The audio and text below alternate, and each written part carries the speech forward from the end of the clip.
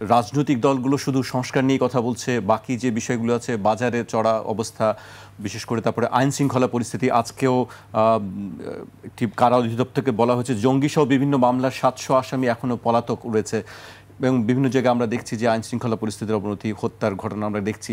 সেই বিষয়ে খুব সংক্ষেপে যদি একটু বলেন, আসলে এই পরিস্থিতি থেকে উত্তরণ কিভাবে সম্ভব?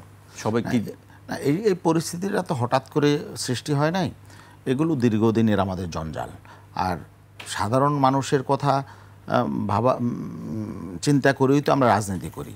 আমাদের রাজনীতিটা তো হলো মানুষের কল্যাণে, তাই না? এখন সাধারণ মানুষকে তাদের পাশে দাঁড়াতে হলে সেখানে রাজনৈতিক সংগঠনকে তাদের কর্মসূচি নিয়ে যেতে হবে। আমরা সেই কর্মসূচি নিয়ে আছি, কিন্তু আমরা রাজনীতি করি হলো একটা সামাজিক এবং রাজনৈতিক পরিবর্তনের জন্য। তো পরিবর্তনটা এখন যাদের হাতে ক্ষমতা থাকে, এই দায়িত্বটা কিন্তু যে বাজার কন্ট্রোল করা, শরীফ ভাই যেটা বলেছেন, 1 বছর আগে কন্ট্রোল ছিল, এগুলো তো যারা ক্ষমতায় থাকে তাদের কাজ।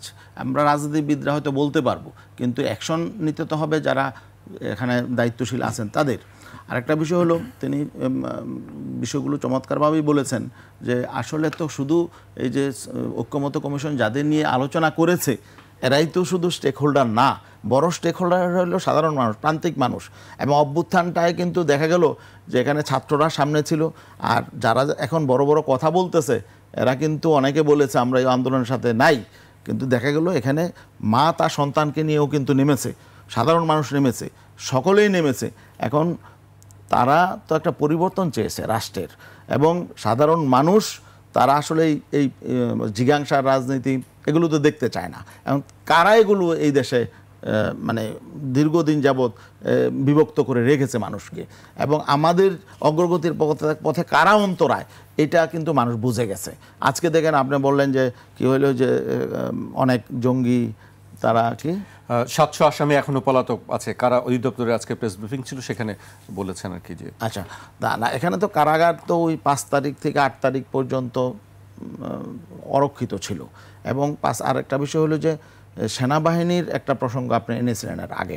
এখনও পর্যন্ত কিন্তু আমাদের জনগণের আস্থার একটা জায়গা হলো সেনাবাহিনী। আর 5 তারিখ সেনাবাহিনীর যে ভূমিকা, আমরা তো এটাকে বিপ্লব মানে কি বলে ছাত্র জনতা এবং সেনা বিপ্লব বলবো। কারণ হলো সেনাবাহিনী যদি পক্ষে অবস্থান না নিত তাহলে কিন্তু এটা সফল হওয়ার কোনো রকম সম্ভাবনা ছিল না। অতএব আমরা মনে করি যে এখন আমাদের এই সেনাবাহিনীকে আমরা এখন গর্বের জায়গা মনে করি, এবং নির্বাচনে তারা যদি সঠিক ভূমিকা পালন না করে তাহলে এখনও পর্যন্ত আসলে পুলিশ বাহিনী যারা আছে এরা তো টাকায় বিক্রি হয়, এবং অতীতে আমরা দেখেছি। অতএব আমরা মনে করছি যে সেনাবাহিনী নির্বাচনে একটা রোল প্লে করাটা অত্যন্ত গুরুত্বপূর্ণ। এবং বর্তমান সব জায়গায় আমাদের আলোচনা ছিল সেটি ছাত্রদের যে না এখানে ছাত্র রাজনীতি এখানে সেনা পাহারায় হতে হবে ক্যাম্পাসগুলোতে, এটা আমরা মনে করি না। এটা তাহলে আসলে সরকার থাকে কোথায়? মানে সরকারের সব জায়গায় সেনাবাহিনীকে দিয়ে এগুলো করতে হবে, তাহলে তো এখানে ব্যবসায়ী সমিতি সব জায়গায়, তাহলে বোঝা গেল কোন জায়গায় চলে গেছে আমাদের অবস্থাটা, কেন অধপতন কোন জায়গায়। এখানে তো ইউনিভার্সিটির প্রশাসন, তাদেরও তো একটা কন্ট্রোল থাকতে হবে, তারা করবে। ওভারঅল আমরা যেটা বলতে চাই, আমরা অতীতের যে 54 বছর রাজনীতি চলেছে এটা আমরা চাই না। সমঝোতা সমন্বয় রাজনীতি আমরা করতে চাই, এই জন্যই কিন্তু আমরা পিআরের কথা বলছি। তাদের গেলে সবাই অ্যাকোমোডেট হবে, সবাইকে নিয়ে আমরা দেশ গড়ে তুলতে চাই, এবং সবার কথা আমরা শুনবো। কারণ আমরা একটা দাবি তুললেই যদি বলা হয় তারা ষড়যন্ত্রকারী, তারা নির্বাচন চায় না, এটা তো হবে না। আমার দাবির বিপক্ষে আপনি লজিক্যালি এটা কি আপনি মোকাবেলা করেন?